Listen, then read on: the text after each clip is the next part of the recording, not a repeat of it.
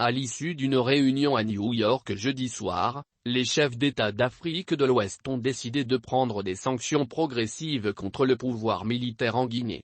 Ils ont également réclamé la libération des 46 militaires ivoiriens détenus au Mali. Les dirigeants des États ouest-africains réunis en sommet extraordinaire, jeudi 22 septembre à New York, ont décidé de prendre des sanctions progressives la Guinée face à l'inflexibilité des militaires pour une date de retour des civils au pouvoir. Rappel pour consultation par les États membres de la CEDEAO de leurs ambassadeurs accrédités auprès de la République de Guinée de la suspension de toute assistance et transactions financières en faveur de la Guinée par les institutions financières de la CEDEAO. Selon un document résumant cette réunion de chefs d'État, il a été arrêté la prise de sanctions progressives sur des individus et contre les autorités en place.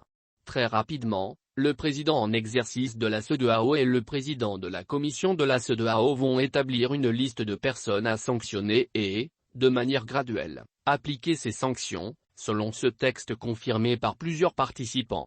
Tous les dirigeants ouest-africains réunis à New York à l'exception du Mali, de la Guinée et du Burkina dirigés par des militaires et suspendus, ont également réclamé la libération de 46 militaires ivoiriens détenus au Mali, ce qui avait déclenché une grave querelle entre les deux pays. Convoqué à l'initiative de la présidence bissau-guinéenne, en fin de compte, le sommet extraordinaire de la CEDEAO va être l'événement africain de cette Assemblée générale de l'ONU. Il a été voulu avec insistance par la présidence bissau-guinéenne.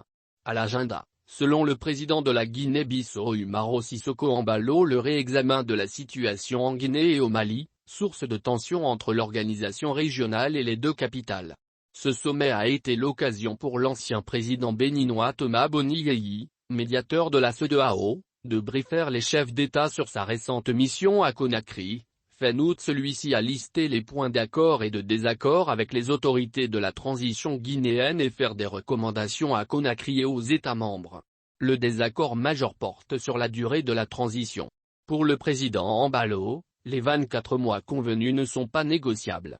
Au même moment, le président guinéen est en visite au Mali. Cette visite du colonel Mamadi Doumbouya, le premier hors des frontières depuis que lui et ses hommes ont pris le pouvoir en septembre 2021, n'a donné lieu à une communication publique qu'après son arrivée. Je suis à Bamako à côté de mon frère, le président Assimi Goïta, pour fêter l'indépendance du Mali et accompagner le peuple malien, qui est un peuple frère, dit le colonel Doumbouya, cité dans le communiqué. Le colonel Mamadi Doumbouya a permis au Mali de souffler un peu face aux sanctions que la CEDEAO a infligées en janvier dernier, un sévère embargo commercial et financier pour sanctionner le projet des militaires de rester au pouvoir jusqu'à 5 années supplémentaires. Les autorités guinéennes avaient été parmi les rares à se solidariser avec le Mali face aux sanctions, et avaient maintenu les frontières ouvertes.